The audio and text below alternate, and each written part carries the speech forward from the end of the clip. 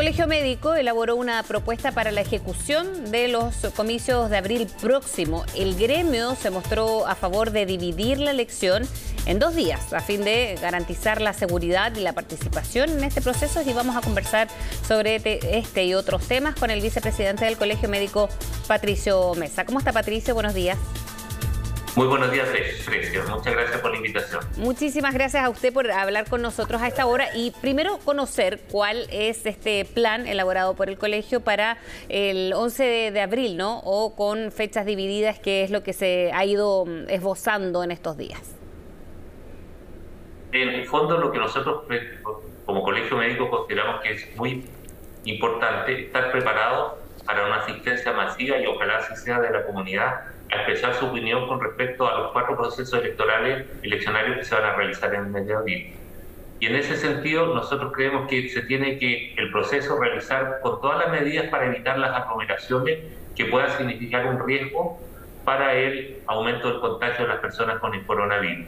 Y en ese sentido, las 2 grandes alternativas que nosotros consideramos que podrían ser útiles para evitar estas aglomeraciones, o hacer el proceso eleccionario en 2 días, o si se mantiene por algún criterio un solo día, que este solo día requiera mayor número de cantidad de mesas de votación y probablemente aumento de la extensión horaria del proceso de elecciones.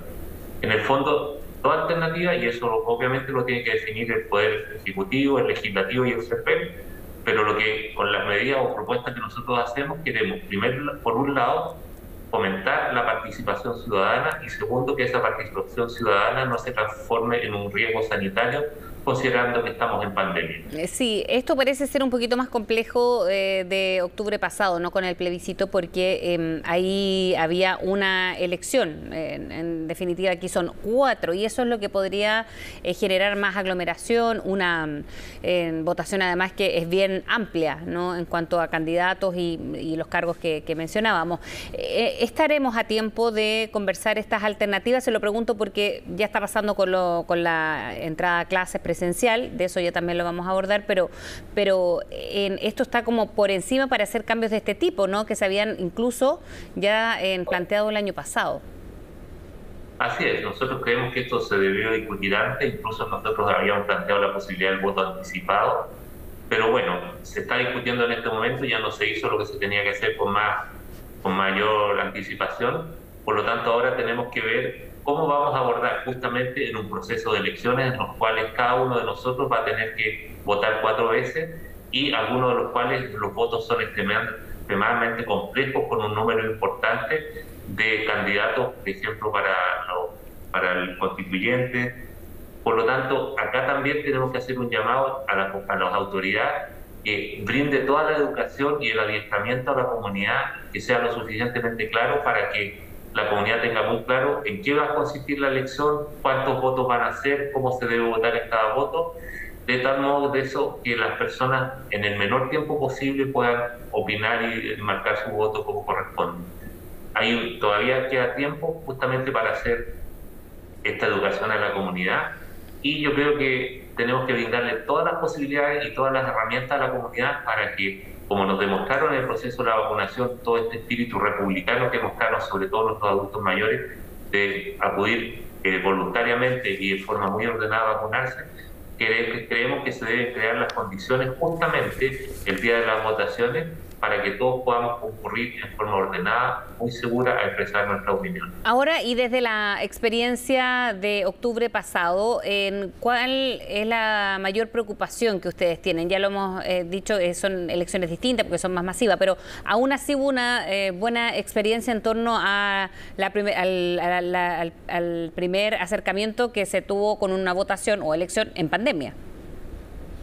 Así es, eso en realidad, y eso tenemos que destacarlo, y es justamente un llamado que hacemos a la comunidad, que en la votación de octubre, esta votación, que fue bastante masiva, con bastante participación, no tuvo ningún impacto en el aumento de las cifras o en el empeoramiento de las cifras de la pandemia. Y eso nos mantiene optimistas en el sentido de que si tomamos las medidas adecuadas, podemos acudir masivamente a votar en las próximas elecciones sin correr el riesgo de contagiarnos. Y por lo tanto todavía hay tiempo justamente para que se tomen todas las medidas sanitarias como para que esto pueda completarse de esta forma. Ahora, medidas que nosotros hemos propuestos que han sido bastante útiles, por ejemplo, que se aumente el número de locales, que se le dé preferencia a la hora de llegar a votar a las personas que tienen factores de riesgo, que son los adultos mayores, las personas con enfermedades, que padecen enfermedades crónicas. A ellos darle prioridad en el momento que lleguen para que ellos no estén más expuestos al riesgo de contagio estando dentro de la votación.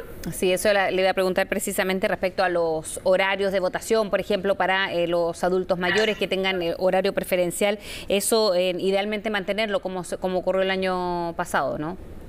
Esa es una alternativa, pero que independientemente de eso, a la hora que llegue el adulto mayor, este adulto mayor entre en forma preferencial directamente y no tenga que hacer fila justamente para entrar a votar. Eso es fundamental porque ellos son los que más riesgo tienen de contagiarse y enfermarse gravemente como consecuencia de la infección por el coronavirus. Patricio, respecto a la vacunación, que era lo que ya mencionábamos y va a ir bastante adelantada, ¿no? Desde aquí a abril, ¿eso cómo incide en el proceso de elecciones, por una parte, y vacunación a esas alturas del semestre?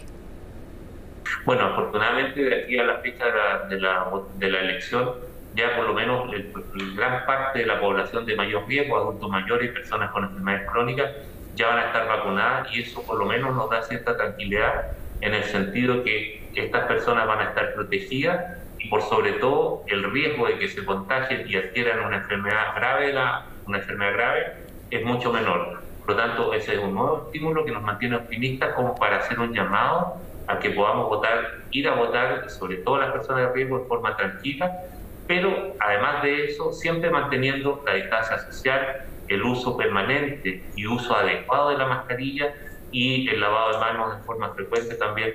Son todas medidas que no debemos descuidar en ningún momento durante todo el proceso eleccionario.